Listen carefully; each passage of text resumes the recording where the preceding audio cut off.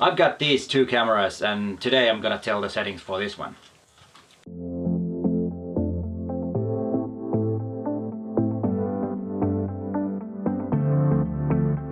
Hi there, I'm Peter Forsgard, an Olympus visionary from Helsinki, Finland.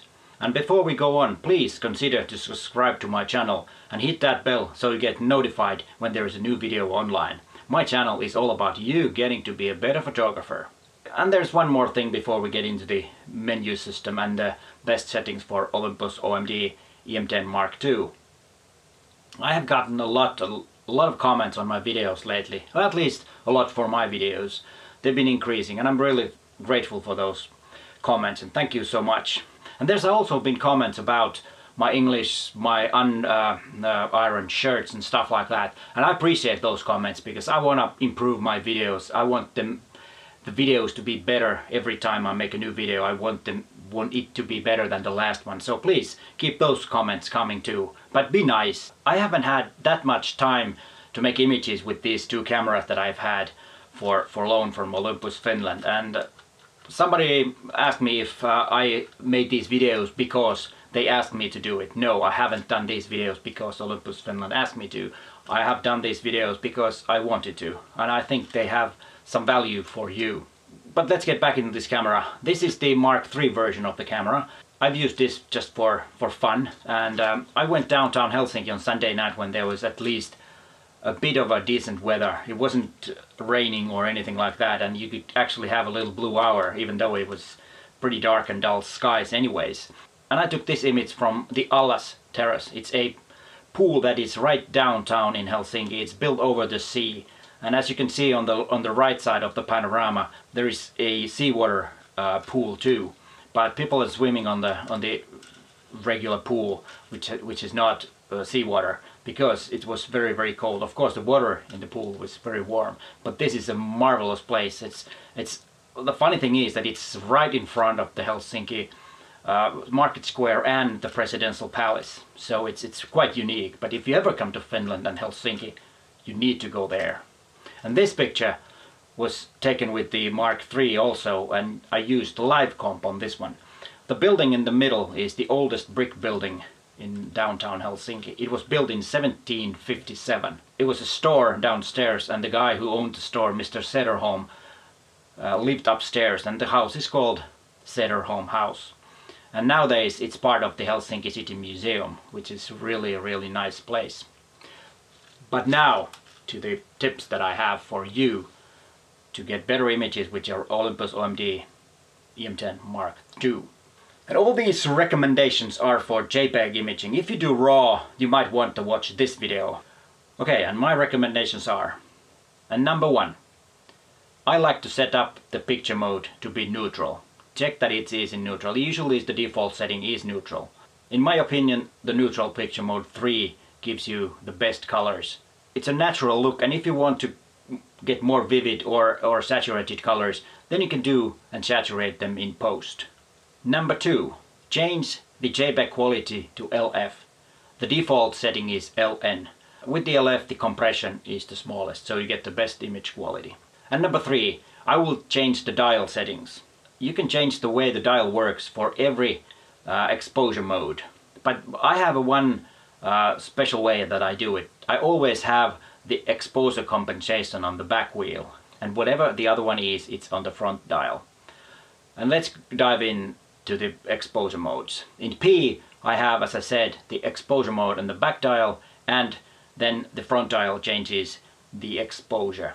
Or not the exposure, but changes the aperture and the shutter speed. And it's called PS. And then on aperture mode I will have the exposure compensation in the back dial, and then the front dial will change the aperture. And the same goes with the shutter speed priority mode. I have the shutter speed in front dial, and the back dial is for exposure compensation. This way it's very easy to change the exposure compensation with your thumb, and you could still have your finger on the shutter button. You don't need to take it off at all. And then what about the manual mode? I leave it as it is. How do you like to set up your dials in your camera? Please let me know in the comments. And number 4, I will set the buttons also to my likings.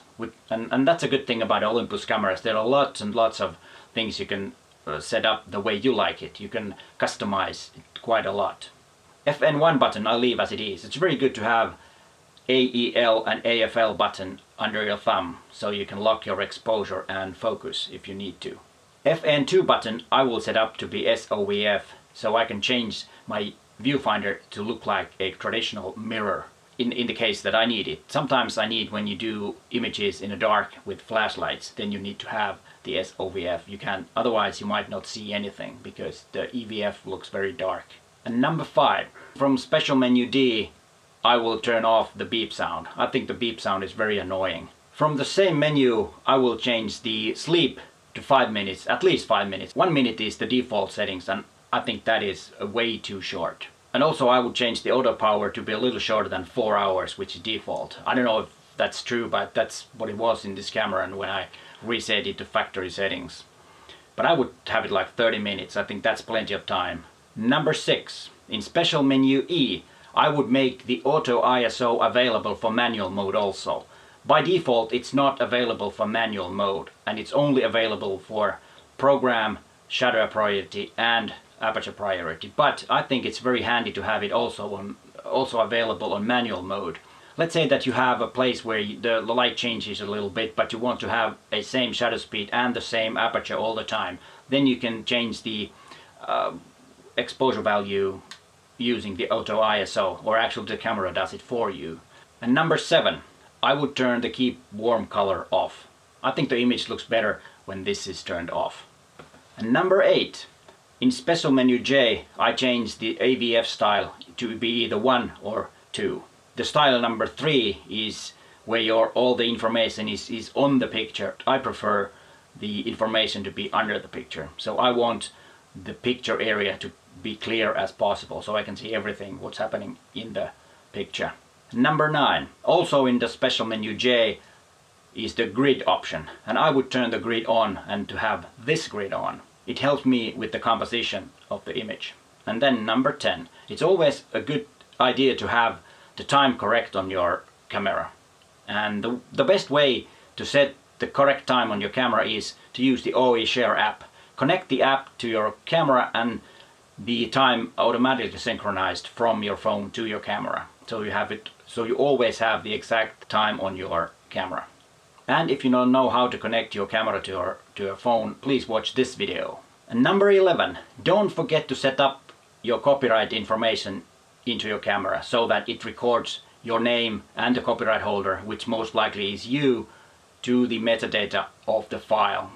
And it's always there, so you know who has taken the image and who has the copyrights. And if you don't know how to do that, then there is a video about that too.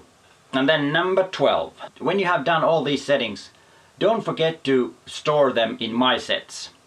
In My Sets you have 4 different places where you can store. So you can have the basic settings, and then if you have some special settings for some other reasons, then you can use 2, 3 and 4 for those settings. And you store them like this.